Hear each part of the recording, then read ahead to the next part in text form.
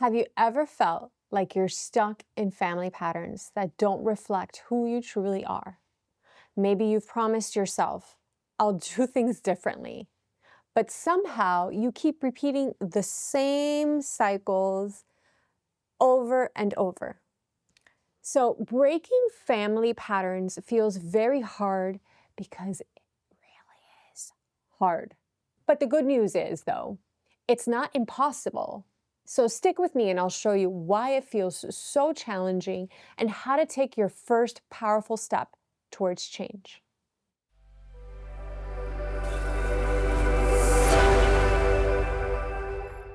So before we begin to even dive into how to change it, let's really talk about what is generational trauma or generational programming and why they feel so hard to break. So let's talk about these patterns and how they exist in the first place.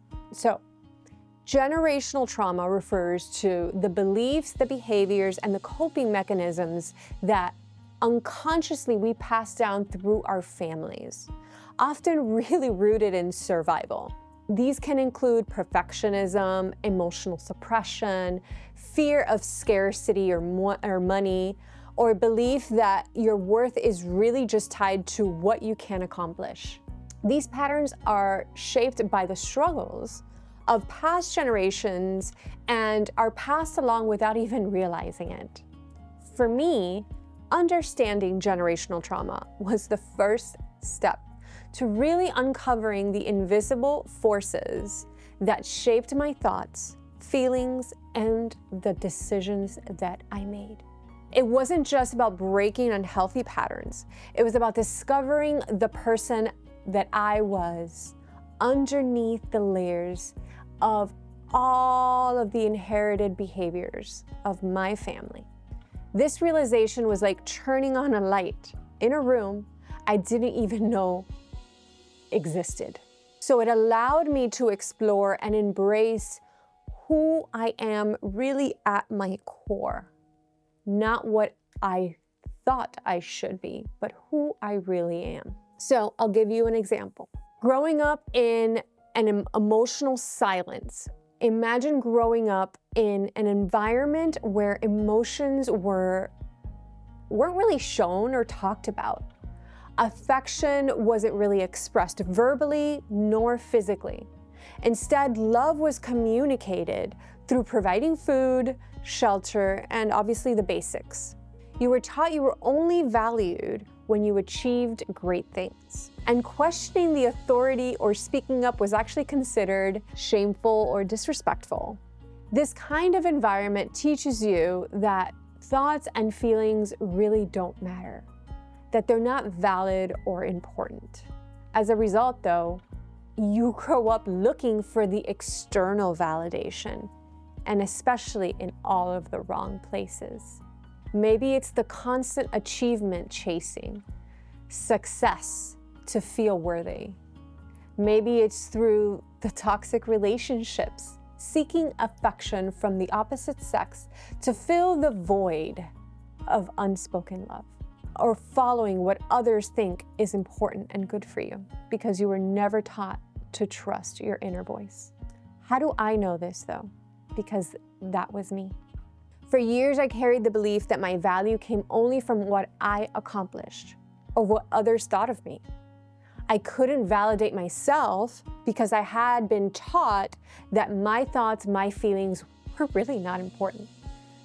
So breaking the pattern meant unraveling everything I thought I knew about myself, which was so hard. However, ultimately, it really helped me to discover who I really am beneath the layers of inherited expectations. That's just one example. There's so many, and I'm gonna give you another one. I would call it toxic relationships stemming from like generational sacrifice, right? Think about a mother who gave up her own dreams to focus entirely on her children's futures, begins to tie her sense of worth to their achievements. She may express her unspoken resentment through controlling and overly critical behavior, pressuring her children to succeed at any cost. This can lead to a daughter, for instance, to internalize the belief that love is conditional, driving her, the daughter, to a constant toxic relationship where she feels she must consistently prove her worth through self-sacrifice.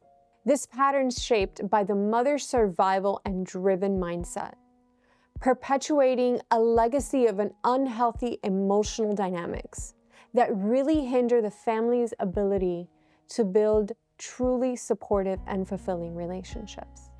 These inherited patterns are often invisible until we stop and ask, why do I do this? Where does this come from? Once you start seeing those patterns, you get to begin to process and start breaking them. And usually start asking yourself those questions when there's a trauma, a toxic relationship, when you're really down in the dumps.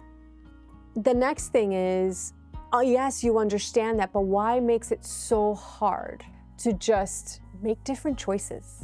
And it's about overcoming the imagined, deeply ingrained programming shaped by the generational programming and the trauma. So here are the reasons that it feels so hard to break. And the number one reason, this is the science reason, is the neurological wiring. Your brain learns what's normal from an early environment. If love looked like self-sacrifice or if conflict was avoided at all costs, your brain internalizes those patterns as survival tools, and they work. Change feels unsafe because challenges what your brain believes is familiar is like new. If you've done something that has worked your whole life to survive in that certain type of environment, you're going to continue doing the same thing as you get older, and that's going to interfere in your relationships. So number two is the family loyalty. Growing up, I was taught that honoring my family meant following its rules without question. Speaking up and setting my boundaries or doing things differently often felt like betraying the people who raised me and loved me. The thought of breaking away from those patterns filled me with the guilt and even shame. Like I was being ungrateful, disrespectful, or turning my back on everything my family sacrificed. The shame made me feel like choosing myself was wrong, even though deep down inside, I knew it was necessary for my growth. Think about when you're 15, 20, you don't know. It's a heavy emotional weight to carry, one that makes change feel almost impossible at times. The third reason is the emotional weight of generations. Generational trauma isn't just about behaviors, it's emotional baggage passed down over time. You're not only breaking your own patterns, but you're also addressing unspoken wounds from previous generations. How do we start breaking the cycle? Now that we understand why these patterns exist and why they're so hard to break, take a moment to really think about how this applies to your life. For me, this was a turning point when I started asking myself questions like, why do I always seek the validation through others? Why is it so important for me to be successful? It wasn't easy to face the answers, but it was the beginning of a breaking free moment. So through that, I'm going to share with you a couple of things that helped me through these process. So here goes. Number one is awareness. The awareness is the key to change and transformation. The first step is recognizing the patterns you've inherited.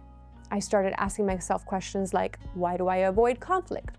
Why do I feel like my worth is what related to what I achieve? Why do I prioritize everybody's needs over my own? I realized behaviors weren't truly me. They were patterns I learned growing up. Naming, though, these cycles helped me see them for what they were: inherited survival strategies that no longer served me.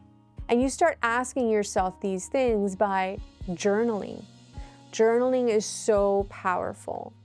Tracking your patterns by the bad moments where you don't feel good, when and how are they happening? Another thing is that was very, very difficult for me, but it is essential, and that is self-compassion. This is harder than we all think. I had to stop beating myself up for the mistakes that made me feel stuck in the patterns. I reminded myself that I wasn't broken or failing. I was actually learning, rewiring all of this new life that I dreamed of from the start. Change is messy, and I didn't always get it right. But I started to celebrate the really small wins, the slightest little things. Like the first time I said no without overly explaining myself, or when I gave myself permission to feel what I was feeling without apologizing for it. And this is a good point here, especially for women. When we feel angry, we feel ashamed of that anger, or that it is not appropriate for a woman to feel such anger, because if not, she would be considered, the female dog name. But anger is a normal, healthy emotion, as long as you process it in a productive way. So don't apologize for your anger or for any other emotion that might be coming through. Observe it, see it, and let it go. Third thing is boundaries. Setting the boundaries was the most powerful step for me. At first, it felt really terrifying. Saying no was like asking for space, that like I was betraying the people I cared about. But I realized that boundaries aren't about pushing others away. They're about protecting myself and honoring my needs. It's not being selfish or being self-centered. It might seem like that to the people that you're starting to set boundaries for, because for them, that means that now they have to take responsibility for what they are doing, and nobody likes that. A lot of people struggle with taking responsibility for their behavior. So you're ruffling feathers in the process. That's what makes it so hard. So I started really small, like saying no to things I didn't even have the energy for, or really allowing myself to share my opinion even when it felt uncomfortable. Each boundary I set brought me closer to the person that I truly am. It's an energizing feeling. So breaking these cycles isn't just about becoming someone new. It's about discovering who you've always been beneath the layers of survival and inherited patterns. It's hard, but it's worth it. Every step you take brings you closer to freedom, to live authentically and your true self. Now, one of the most important parts that it is essential for us to evolve and learn and align is hope and encouragement. So we need the hope and the encouragement of breaking generational cycles, because it's one of the hardest things you'll ever do, but it's also one of the most powerful things you will ever do. You're not just changing your life, you're changing the lives of those that come after you, that are around you, that are part of your world. Remember, it runs in the family until you stop it. So think about, track, write down the instances that you've repeated a lot of same things, or the continuous conflicts that are happening in your life, whether it's you're not feeling satisfied in your job, whether you're continuously in toxic relationships, whether you lashed at your kids and your relationship with your kids is a lot of friction, when there's constant chaos in your life, there is a generational programming that you need to step away from.